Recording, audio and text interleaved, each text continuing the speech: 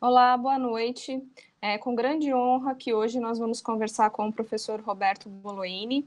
Ele é mestre e doutor em Direito pela PUC e graduado pelo Mackenzie. Boa noite, professor. Boa noite, Patrícia. Como é que você está? Eu estou ótimo, senhor. Muito bem, graças a Deus. Bom, hoje esse evento a gente vai discutir um pouquinho, conversar um pouquinho sobre a acessibilidade dos deficientes físicos à faculdade de Direito. E aí eu queria entender primeiramente com o senhor como se deu a sua deficiência, como ela ocorreu. Bom, eu não sou o único caso na família, tenho um problema genético, né? Que Uhum, afetou o meu pai, meu irmão mais velho, eu e um dos meus sobrinhos. Os dois são advogados, foram meus alunos, um deles é portador de cegueira. uhum, Então, a gente tem um problema de retina, de fundo de olho, e isso afetou exclusivamente o meu pai, porque os meus tios e primos não têm esse problema. No meu caso, eu comecei a ter descolamento de retina aos 6 anos de idade. Eu tinha já uma alta miopia, tive dois descolamentos no olho esquerdo, um com 6 anos, outro com 8. Perdi a visão do olho esquerdo. Aí, com 10 anos, eu tive três descolamentos seguidos. Eu tive um, fiz a cirurgia, fiquei 3 meses normal, com visão, deu um novo descolamento, operei, voltei a enxergar, depois de um mês deu um novo descolamento. E aí eu tomei a decisão de não operar mais. Eu digo eu mesmo, porque minha mãe falou para mim: se você quiser operar, você vai operar. Se você não quiser, você não vai operar. Porque era muito difícil à época a cirurgia, porque a cirurgia hoje é feita a laser. Você opera pela manhã e à tarde ou no dia seguinte, mais tardar, você vai embora. Na época, você ficava 15, 20 dias no hospital. O corte do olho era feito com bisturi, era um negócio muito dolorido, muito doloroso, e você ficava depois 3 meses em casa, tinha que ficar acamado. Então você perdia o ano letivo, perdi. Para você imaginar uma coisa, eu retornei estudar, entrei em 71 na escola, e quando eu tive o último descolamento foi em 75, eu estava no terceiro ano primário, né, que é o terceiro fundamental hoje, e só em 77 eu voltei a estudar, aí numa escola também de crianças que enxergavam, mas também tinha crianças que não enxergavam. E eu, com 13 anos, eu estava no terceiro ano primário. Então, atrasava demais meus estudos. E eu, como sempre gostei de estudar, eu fiz a opção em não fazer a cirurgia, tá? E encarar a falta de visão. professor, e essa sua deficiência foi algo que te motivou a estudar direito? Não, efetivamente não. Aliás, na verdade, quando eu estava no ensino fundamental e médio, especialmente, né, que na época era colegial, o meu objetivo era fazer um curso de história para me tornar professor. E aí, como a vida tem seus encontros e desencontros, né? Mas nada é por acaso, os meus pais, no dia que eu fui fazer a inscrição para o vestibular, falaram: presta direito, você vai ter mais campo. Eu, naquela ainda juventude, bem indeciso, gostava de história, falei: vou prestar direito. Prestei, passei no Mackenzie, numa quarta, quinta lista lá, porque eu não tinha feito cursinho, não tinha quase material para estudar, eu estudava em colégio do Estado. E aí comecei a fazer o curso de Direito. No segundo ano, eu quis parar. Na minha época era anual, não era semestral ainda. E larguei de uma aula lá de penal, fui embora, cheguei em casa, falei para meu pai: olha, eu não vou mais fazer direito. Aí meu pai: não, espera um pouquinho mais, deixa virar o ano, calma, não é o momento, você está desgostoso com alguma coisa, com as dificuldades. E eu aí fui para o terceiro, prestei no quarto o exame para assistência judiciária, que hoje é Defensoria Pública, e fui o primeiro estagiário cego na área da Defensoria Pública. E eu tive ali realmente um bom desempenho, porque, apesar de não ter a mesma velocidade na produtividade das peças, eu datilografava.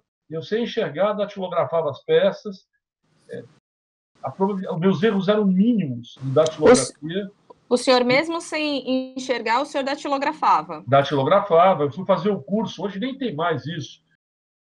o curso de mecanografia, que era para você mexer com as máquinas. Até você falou para o Tiago no início, o professor é cego, não vai saber aqui mexer no computador. Dá para mexer. Tem hoje, efetivamente, os sintetizadores que permitem mexer, tanto no computador como no celular. É que eu estou em pré-campanha política com o Vinícius, e ele está cuidando das questões dessa área, então, a remoto, ele me ajuda.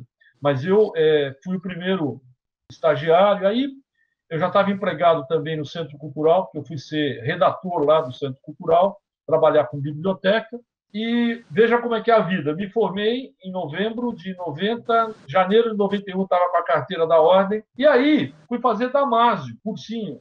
Na época era para prestar concurso. No final do ano, eu ouvi uma propaganda da PUC sobre o mestrado. E aí eu fui lá. E não tinha nem dinheiro para fazer inscrição. A doutora Tereza Alvim me pagou essa inscrição. Primeiro ano eu estudei sem pagar, depois o Dom Paulo Evaristo me deu uma bolsa, e aí eu fiz um artigo que salvou minha vida lá. Fiz um artigo de uma aula sobre posse que eu ia dar, o artigo ficou tão bom, o projeto de aula, que virou artigo, e integra até hoje, né? A primeira revista de pós-graduação da PUC. E aí só eu de aluno, 14 autores, 13 doutores, só eu de aluno. Uau. Isso me deu uma visibilidade tamanha, e a faculdade conseguiu uma bolsa do CNPq. Então, o CNPq pagava as minhas aulas, a minha faculdade, e me pagava o mesmo valor em dinheiro. Foi quando eu pude ter uma secretária pela primeira vez, e aí eu decolei. Mas veja que engraçado, Patrícia. Um dia eu fui no escritório do Arruda Alvim, e a Tereza Alvim, filha, né, que é chamada de Didi, ela sentou comigo e começou a conversar. Ela falou: por que você fez o mestrado e tal? Porque eu acho que eu vou ter uma visibilidade maior profissionalmente, isso vai me ajudar na advocacia. Ela falou: olha, você quer saber? Eu vi a tua aula, você devia concentrar nas aulas, ser um professor de direito. Ainda deu o exemplo da Maria Helena Diniz. E que você vai se dar muito bem. E olha, foi verdade. Quer dizer, eu me tornei professor, é a minha paixão. Não fui professor de história, mas acabei sendo professor de direito. Veja como é que é a vida, né? As coisas vão se encaixando. E sou há 30 anos advogado, há 25 professor. E estou na estrada aí, nessa luta diária, né? Que é ser professor no Brasil. Roberto Boloini, ele foi o meu professor. E ele também é um colega, né? Ele trabalhou em biblioteca, eu sou formada em biblioteconomia e em direito. E eu queria entender com o senhor qual foi, na sua trajetória, professor estudantil, qual foi a sua maior dificuldade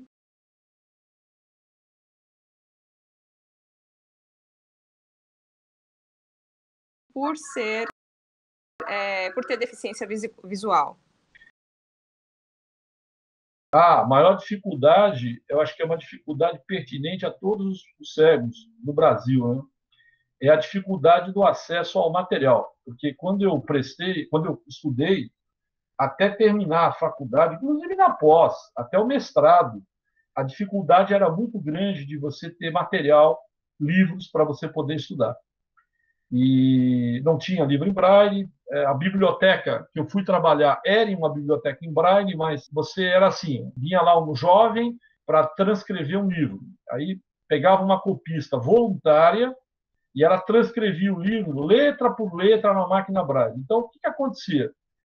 Às vezes você pedia como aluno um livro em fevereiro, março de um ano, e o livro ficava pronto no meio do ano que vem. E aí quem se beneficiava normalmente eram outros alunos, que era o acervo era de empréstimo e devolução. Quem se beneficiava eram outros alunos que também tinham que usar o mesmo livro e davam a sorte de encontrá-lo no mesmo ano.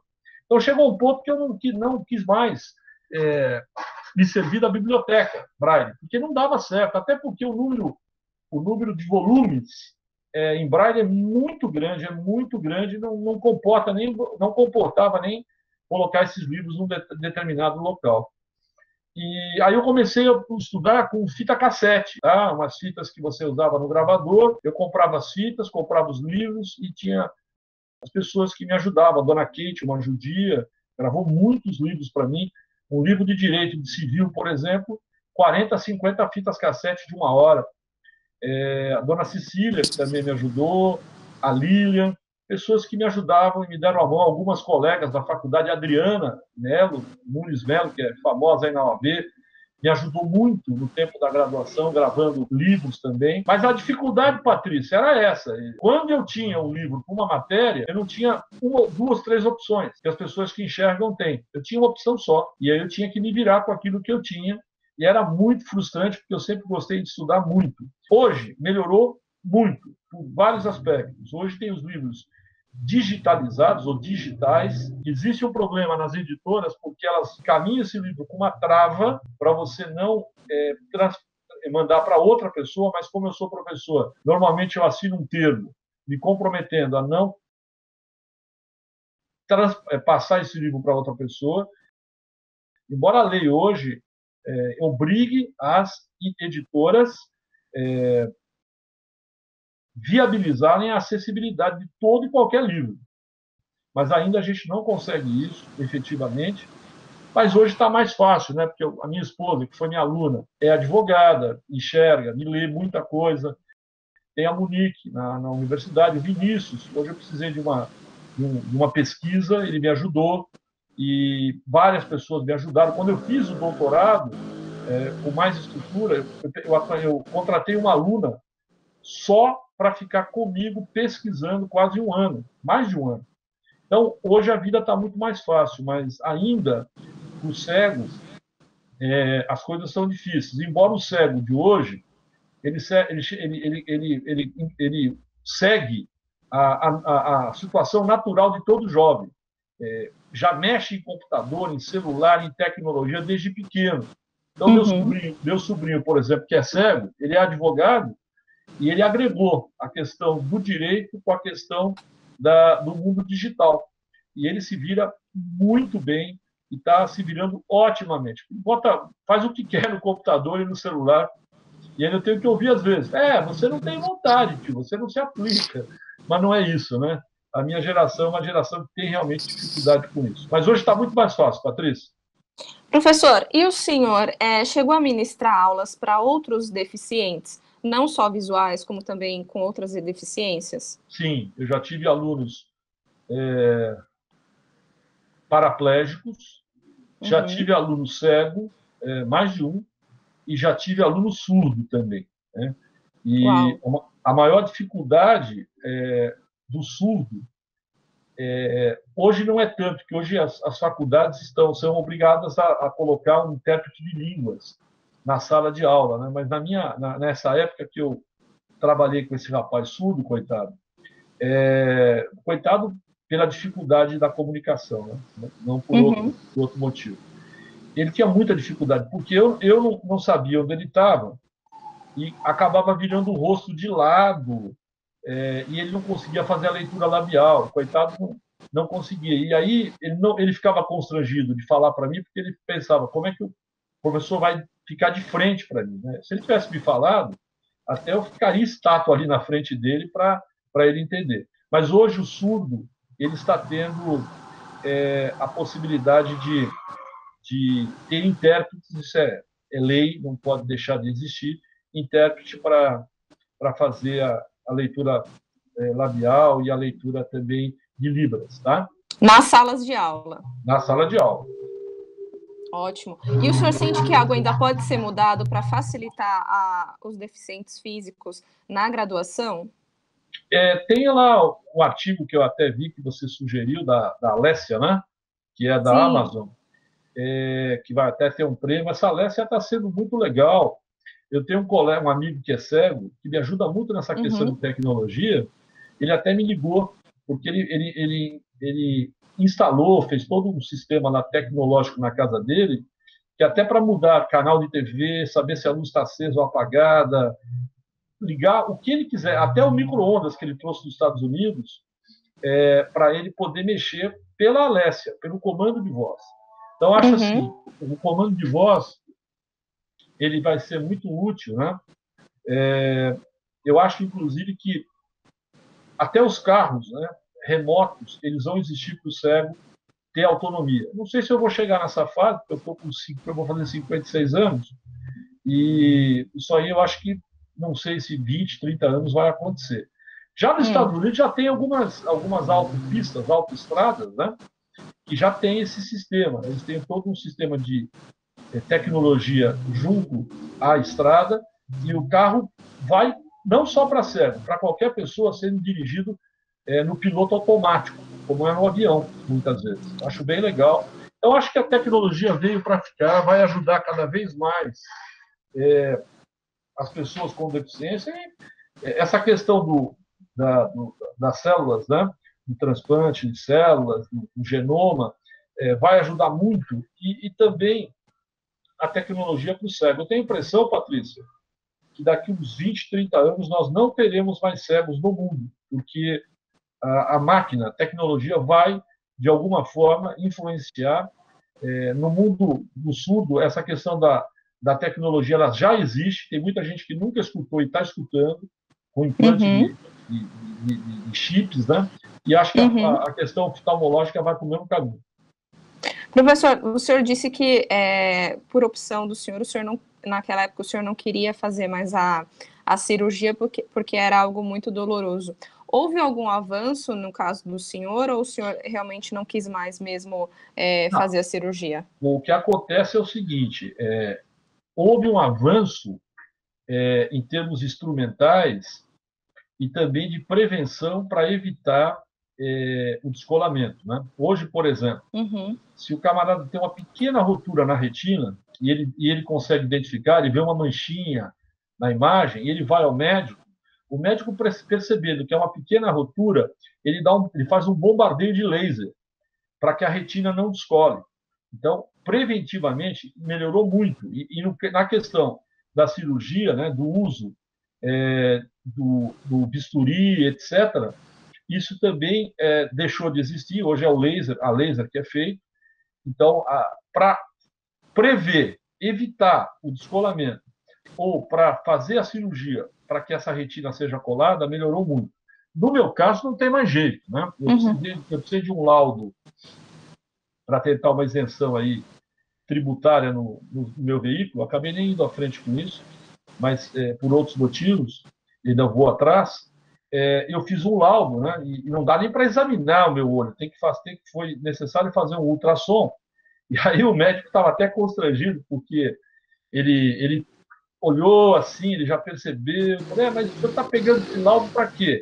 Eu falei, não, eu estou buscando esse laudo que eu vou pedir uma isenção tributária. Tá? Mas o senhor pretende operar o olho? Eu falei, doutor, pode abrir o jogo, eu sei que não tem mais jeito, eu não vim com esse propósito. Eu falei, isso que eu estava tendo dedo para te falar, porque o seu olho está totalmente desorganizado internamente, entendeu? Então, você para de usar um órgão no corpo, ele atrofia, né, cara? Então, entendi. Então, para mim, só teria a possibilidade de um avanço tecnológico da colocação de um chip, né, dentro do olho ou no cérebro, esqueci o nome, no nervo óptico, que ele não está morto, para tentar estimular. Mas é muito difícil, né? A visão é fora do baralho. Eu já estou cego há 46 anos, vai fazer 46 anos, e todas as dificuldades que eu tive, né? E eu superei, eu não me vejo enxergando. Eu gostaria que nenhuma criança no mundo não perdesse a visão. Até o pessoal fala, pô, você fala que você é um cara que superou e você não quer ninguém cego, isso aí não é uma revolta? Não. Eu nunca neguei que a cegueira é difícil, é uma situação muito difícil. Você, principalmente vivendo no Brasil, né, você sendo brasileiro, cego e pobre, como eu fui, são três situações que combinam e que dificultam muito a vida de uma pessoa. Então, eu não quero que ninguém fique cego, porque eu sei da dificuldade. Para mim, a visão hoje é a mesma coisa para nós termos mais uma perna, em vez de ter duas, ter três. Só vai me atrapalhar. Professor, e hoje, se o senhor tivesse um sonho, se o senhor pudesse mudar alguma legislação para facilitar a vida dos deficientes físicos, qual seria o que o senhor mudaria? Olha, eu acho que não é nem necessário mudar a legislação. A gente tem hoje o Uhum, Estatuto da Pessoa com Deficiência, né, chamado também Estatuto da Inclusão, que é a Lei 13.146 de 2015, que tem um arcabouço jurídico, um número de princípios e normas bem satisfatórios, que atendem realmente às necessidades no Brasil dos portadores de cegueira. Eu lancei um livro, né, sobre as prerrogativas das pessoas com deficiência e fiz uma pesquisa uhum, exaustiva e comparei. Esse estatuto hoje ele reuniu essas leis que eram esparsas. A gente tem uma legislação avançadíssima comparada com os países latino-americanos e nada, a gente não perde nada para os Estados Unidos. Só que existe um problema muito sério. Os próprios deficientes não conhecem esses direitos e também a própria sociedade não conhece e desrespeita. Então, um sonho que eu tenho é que o número de cotas efetivamente sejam preenchidas, né, de uma forma equânime e não o que acontece em muitas empresas, né, que, por exemplo, privilegiam o surdo-mudo e não o cego e o deficiente físico, porque é mais fácil adaptar para o surdo-mudo com menos custo. Ou privilegiam o emprego de cego, porque não precisam, em termos de acessibilidade, ter muito gasto para os deficientes físicos que teria. Ou mais, tem empresas ainda que colocam no seu quadro até 5% de pessoas deficientes e o deficiente recebe um salário mínimo e não vai nem na empresa trabalhar. Então, a gente tem um número de deficientes ainda empregados muito aquém do que poderia ter. A gente tem 45,6 milhões de pessoas deficientes e com mobilidade reduzida e menos de 5% está empregado. Né?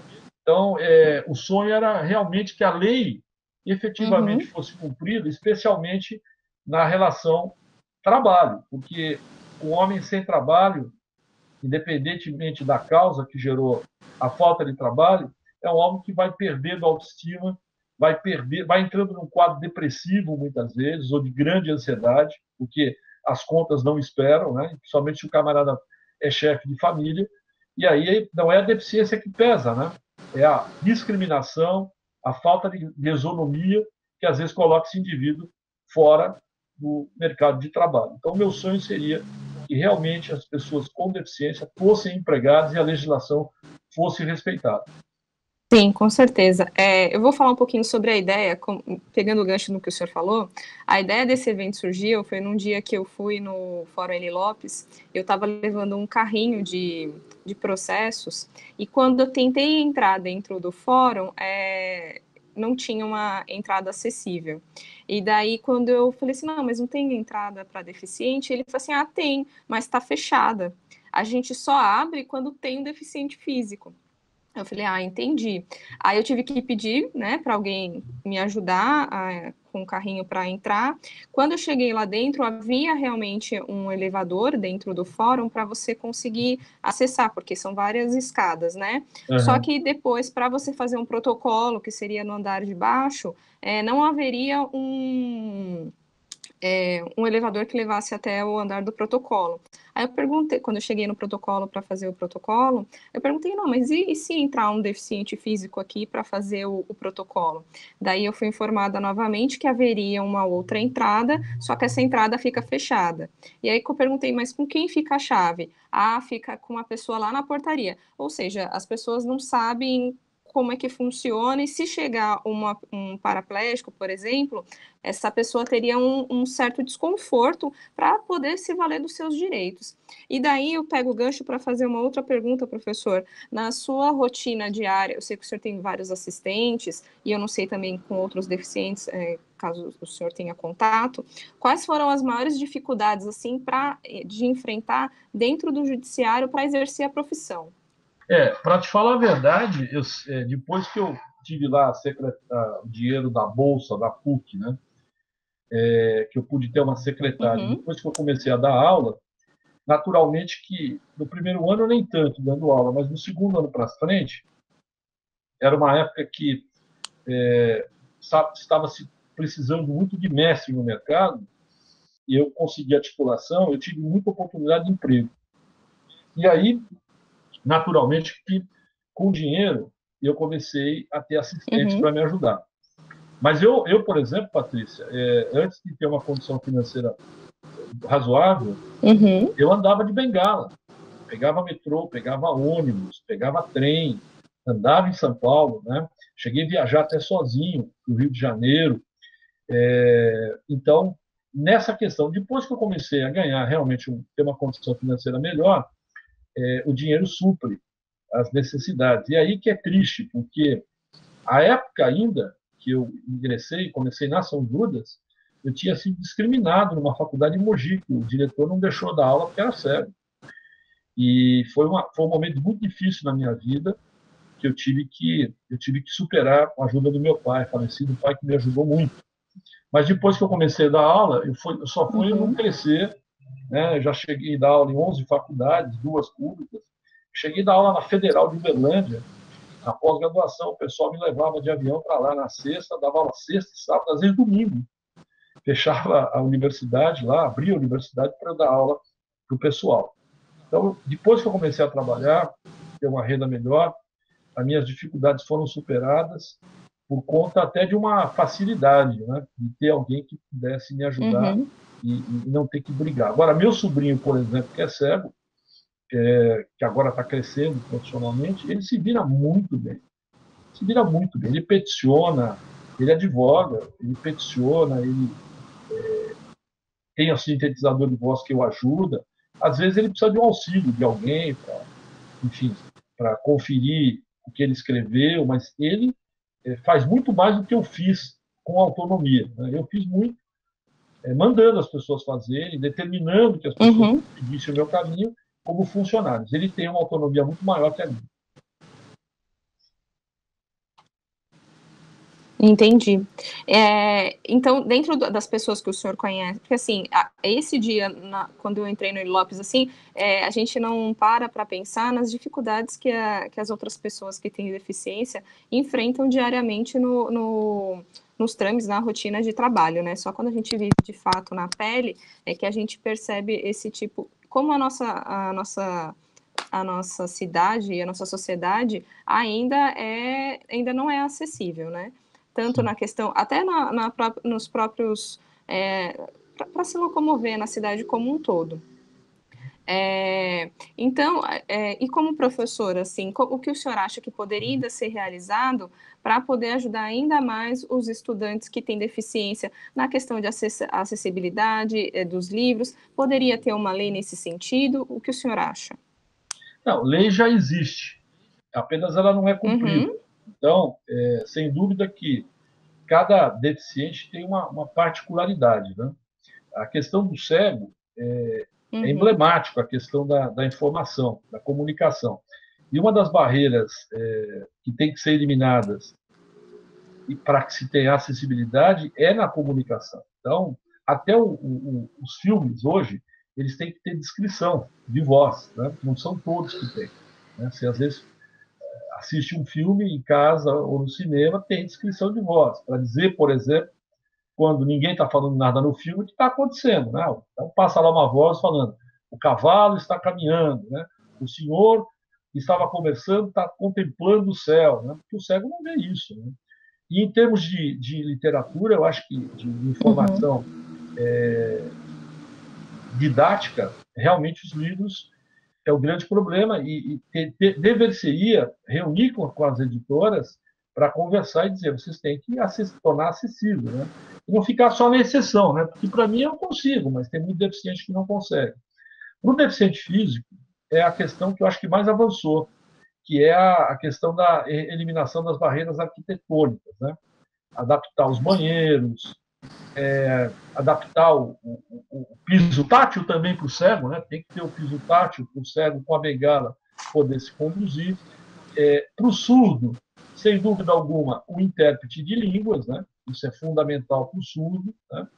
Para o deficiente intelectual, dependendo da gravidade, tem que até ter uma escola especializada ou não, tem que ter multiprofissionais para atender. Só que o problema é custo, né? O que o pessoal reclama é o custo. Não, porque eu vou atender um cego que ele paga, não cobre 10% do que eu fiz de adaptação. Pode esquecer que a escola ela resulta de um pagamento coletivo, né? E que, efetivamente, muitos acabam pagando por outros. É a mesma coisa do ônibus, né? O cara que é idoso e pega o ônibus. Ah, é uma sacanagem, porque o idoso, por que ele não vai pagar e eu pago, né? Porque o idoso já pagou, direto ou indiretamente, né? E o que os demais pagam compensa o que ele deixou de pagar. É a mesma coisa para o deficiente. Eu fui outro dia discutir numa reunião de condomínio, num prédio que o meu irmão mora, que não tinha o elevador de voz lá. Tinha a marcação, a botoeja em braille, mas não tinha o comando de voz do elevador. Não tem nem no meu prédio aqui, mas aqui eu me viro muito bem. E aí eu fui comentar com o síndico, mas, poxa, eu vou atender teu irmão que me enxerga, vou gastar 18 mil para colocar isso, todos os condôminos vão pagar, é justo? É justo, sim. A lei fala em acessibilidade, adaptação de prédios privados, públicos e de uso coletivo. Ou seja, você está colocando esse equipamento, não é só para atender meu irmão, é para atender qualquer cego que chegue no prédio e queira ter autonomia e segurança na sua mobilidade. Mas o cara pensa no bolso, entendeu? O cara acha que é injusto. Não, vai privilegiar um cara que é deficiente, os outros vão pagar, né? O que é errado. Então, eu acho assim, avançou bastante, tá? Principalmente as universidades avançaram, mas ainda a gente tem que avançar mais. Se fosse para dar uma nota de 0 a 10, nos últimos 15 anos, 20, a gente subiu de 0 para 2. Mas nós estamos muito longe de atender com razoabilidade o que a lei determina. Sim, com certeza. Acredito que as pessoas ainda não conseguem entender que quando a gente transforma a sociedade, faz com que ela seja mais acessível para as pessoas que têm deficiência, a gente a gente faz uma sociedade mais justa e melhor para todo mundo, né? Todo mundo é reconhecido como igual e todo mundo tem mais noção do que pode atingir a sua máxima potência dentro da sociedade. Professor, eu queria agradecer sua participação, queria perguntar se o senhor quer acrescentar algo mais. Não, eu só vou pedir, eu que agradeço, Patrícia, a oportunidade, agradecer a todos aí que eventualmente nos ouvir, ou vão nos ouvir, né? Vai ser gravado. Agradecer a oportunidade e dizer só para o pessoal me seguir nas minhas redes sociais, né? Não sei se o Vinícius tem como colocar aí, mas é muito fácil, né? Eu estou no Instagram, eu estou no Facebook, no YouTube, é só colocar lá @professor Bolognini, e tem o meu site também, né? professorbolognini.com.br, e o meu e-mail que é contato@professorbolognini.com.br. Eu estou à disposição, tem aí meu trabalho, inclusive no site do SOS Direito, que eu oriento as pessoas, sano dúvidas, embora não proponha ações, eu não posso fazê-lo, mas sanar dúvidas eu estou sempre sanando. Tem outros no YouTube, própria ESA, estou fazendo um trabalho na ESA, foi interrompido por conta da pandemia, mas tem aí, falando de direito civil, falando da inclusão, eu dei algumas aulas e quero continuar isso. E, enfim, peço que me acompanhe aí. Eu sou pré-candidato a vereador também em São Paulo, né? Pré-candidato, então tem ideias lá para que as pessoas olhem, e se quiserem me dar sugestões para a gente fazer um debate também, eu estou à disposição. Agradeço demais o teu convite, tá? Obrigada, eu que agradeço, professor. Agradeço a todo mundo que está escutando e vendo a gente, e tenham todos um bom dia, uma boa tarde, uma boa noite, dependendo quando for ver o vídeo, tá bem? Obrigada.